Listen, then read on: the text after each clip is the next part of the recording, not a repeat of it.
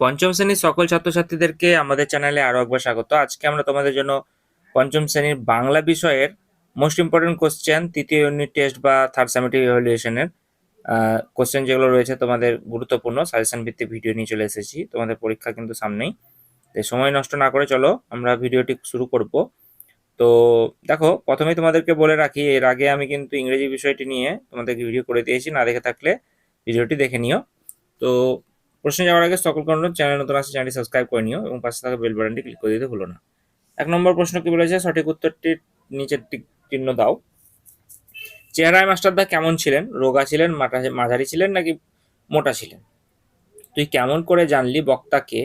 চাঁদিয়াল নাকি পেট কাটা নাকি মুখ পোড়া? বচন কয় প্রকার? অবশ্যই 3 প্রকার। সিংহী এর স্ত্রীলিঙ্গ সিংহী, অ্যান্সার করে দাও এগুলো।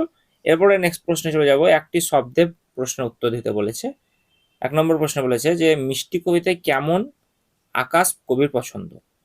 চট্টগ্রামের বিপ্লবীরা কোন পতাকা ওড়াতেন বা ওড়ালেন? ঠিক আছে। তাল নবমীর নিমন্ত্রণের খবর প্রথম কে দেয়?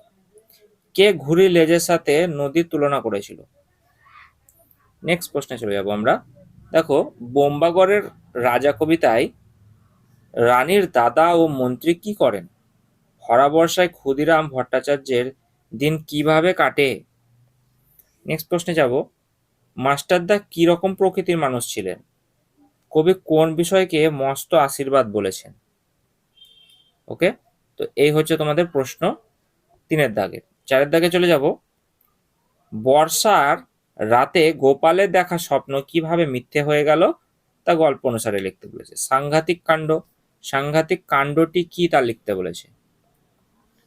বোম্বাগড়ের যে রাজা গল্প রয়েছে বা কবিতা রয়েছে তাতে কি কি আজব জিনিসের কথা আছে? নেক্সট প্রশ্নে চলে যাব।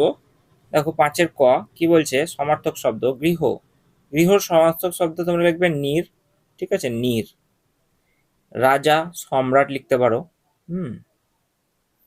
সম্রাট। অগ্নি আগুন লিখতে পারো, এরপরে নেক্সট বিপরীত শব্দ সরস। আয়ের বিপরীত শব্দ তোমরা জানো ব্যয়। ভাটা জোয়ার লিখবে, ঠিক আছে।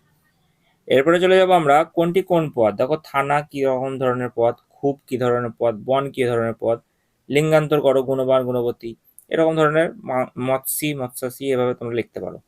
6-এর দাগে চলে যাবো। যে কোনো একটি বিষয়ে রচনা লিখতে বলেছে। বৃক্ষরোপণ রয়েছে, রবীন্দ্রনাথ ঠাকুর রয়েছে, বৃষ্টির দিন রয়েছে। 3টেই ইম্পর্টেন্ট, তো তোমরা যে কোনো একটি লিখতে পারো, 5 নম্বর কিন্তু রয়েছে। এই হয়ে গেল তোমাদের টোটাল 50 নম্বরের প্রশ্নের উত্তর। যতটা পারলাম আমি অ্যান্সার করে দেওয়ার চেষ্টা করলাম।